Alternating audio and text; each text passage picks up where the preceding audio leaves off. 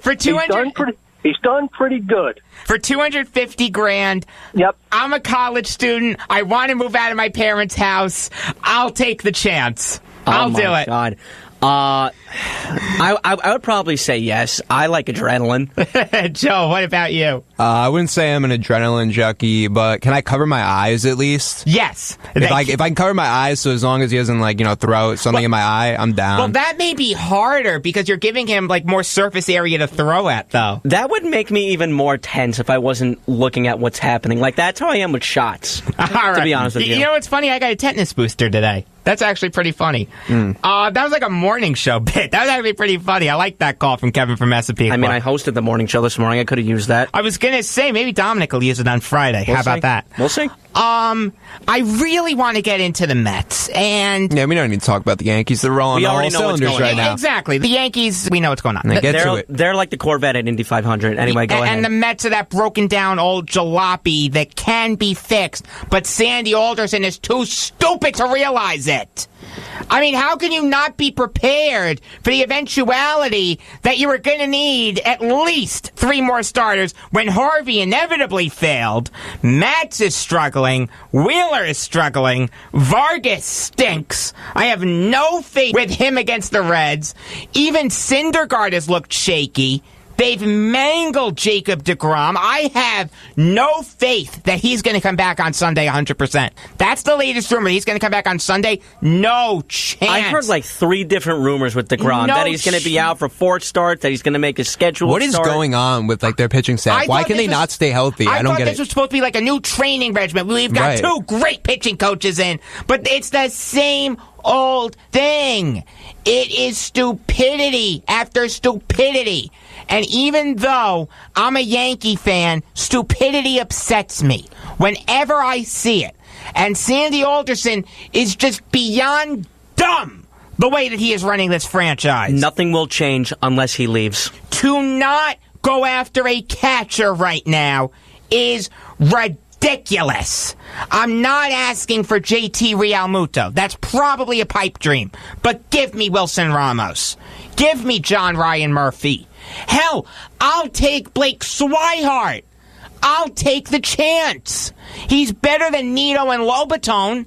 They're both useless. Lobaton, at least, is a decent backup. Nito and Lobaton are also being put into a very unfortunate situation that none of them should be in. It's their job, though. I understand. Nito especially, if he wants to make it in this league, this was his time to shine, and he failed. He has failed tremendously. Alderson failed to upgrade catcher. He was hoping that Travis d'Arnaud would be successful. Again, stupid. He went out and signed Jay Bruce when he didn't need him. Stupid. Jason Vargas, $16 million. Stupid. Stupid, stupid, stupid! The only one that relatively worked out is Todd Frazier. Yeah, Frazier's doing well. Asdrubal Cabrera's doing well. There's a window for the Mets to be successful. But that window is closing so fast. It's honestly painful to see. If I was Sandy Alderson, I guarantee you I would have the Mets in first place right now. I guarantee it. They're only a couple games back. I think the Braves are in first place. And it's crazy to look at the success of the Mets versus, the Yankees kind of status that we have. The Yankees are to 20-something and 10 right now. They're, at least 10 games over 500. The record's double. But the Mets are 17 and 14. We would think okay, you look at the record. And they had a great start. That's true. But yeah, exactly. So you look at the record and be okay, things are not too bad. They're not too far out of the division. Oh, but they are playing like garbage. But the record doesn't reflect that. Hallelujah! They beat the Reds yesterday. The problem here that lies is because of that great start that they had, which it was. It was an outstanding start for the Mets. Regression to the mean. Yeah, because no one saw that coming. And people are kind of downplaying it, specifically on a specific morning show in New York. Oh, well, because they had such a great record in the beginning, they have a little leeway to work out the kinks. What kinks? There's so much more to be fixed You're right. For the Mets. Look, I'm not this saying is on Alderson. At the end of the day, this is all on Sandy Alderson. And statement still stands. Nothing's going to change unless he leaves. And that's why I really, really, really want him to go after Jonathan Lucroy. Because he was so bad last year. Well, it's not going to happen. The Mets hate Lucroy. I don't understand why. Because it's stupidity. I understand, but you could have gotten Lucroy on a discount. He was so bad last year. You could have gotten Matt Wieters. Think about that. True. That's true, too. You can still get Real Muto. I'm not going to kill Alderson too much for not getting JT Real Muto because that would require an arm and a leg. And the Mets don't have that farm system. They have one of the worst farm systems in all of baseball. And that goes back to last year when Sandy Alderson mangled the trade deadline. There were, how many trades at the deadline do I want to talk about? 6 trades that I want to talk about. He traded Lucas Duda for Drew Smith. Drew Smith is not a top 30 prospect for the Mets, according to MLB.com. A.J. Ramos, I'll get to a little later. Addison Reed was traded to the Red Sox for Steven Nogasek, Gerson Bautista, and Jamie Callahan. Jamie Callahan, 23rd best prospect. Nogasek, 26th best prospect. Bautista, 29th best prospect. You think that's an adequate haul for Addison Reed? No, I'm not done. You take a look at the Jay Bruce trade. Ryder Ryan. No one ever heard of this guy. For a bag of baseballs. No one ever heard of this guy. Not a top 30 prospect according to MLB.com. Neil Walker for Eric Hanhold. No one ever heard of this guy. Sounds like you want to hold my hand. Sounds like a Beatles song. Gee whiz. Curtis Granderson for Jacob Rame. Jacob Rame is beyond useless. The guy stinks. And so does Bautista. They both stink. Sandy Alderson can't scout prospects. Travis d'Arnaud, his crown jewel in the R.A. Dickey trade, failed. Hallelujah, Noah Syndergaard works out. It's just luck. That's all it is. Zach Wheeler, the pride and joy in the Carlos Beltran trade, a 1-for-1 swap. Wheeler's failed. He's not an ace. Give up Carlos Beltran, you want an ace. He's barely a 4th starter in this league. Barely. His ship has sailed. I don't trust him at all. I promised I would get back to the A.J.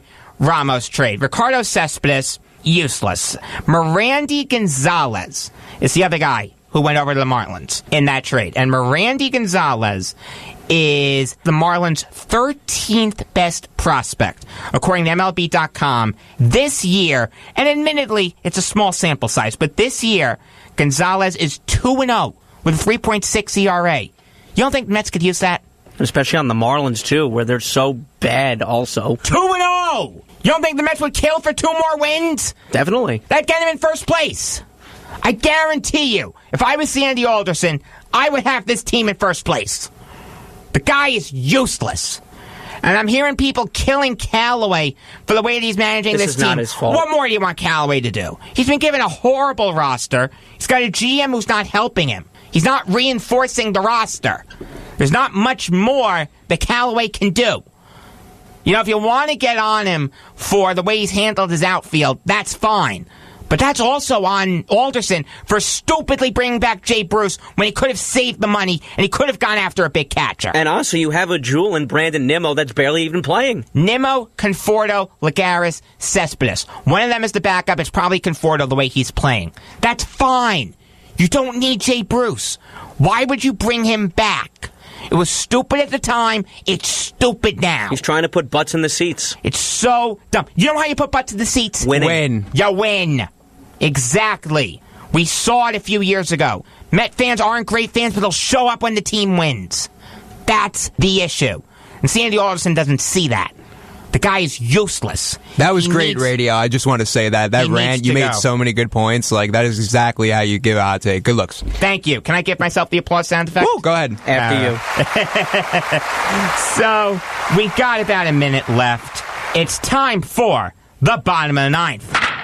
Eric, we'll start with you. Let's go back to May 8th, 1970. The words, "Here comes Willis Reed." This is 48 years in the making where the Knicks won their first NBA championship. We're a long way from there, but it's just a nice little tidbit. I bet you'd kill for Red Holtzman right about now, right? I would kill for Willis Reed. I'd kill for Dave DeBusschere. I'd kill for Dick Barnett. I'd kill for Dave DeBusschere's ghost. Well, you don't want Willis Reed as your coach. I'll tell you that. No, I like Fisdale better. He was net head coach for a little bit, was Willis Reed. Absolutely useless. Wasn't Phil Jackson with the Nets, too, for a little bit?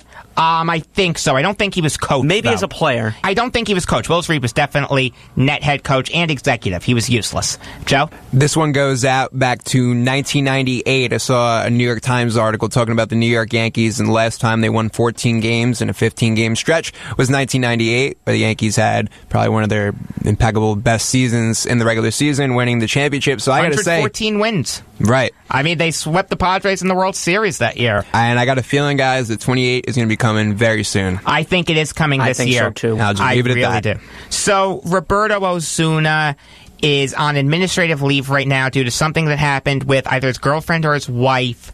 I'm not going to speculate on exactly what happened. That's between him, her, and God.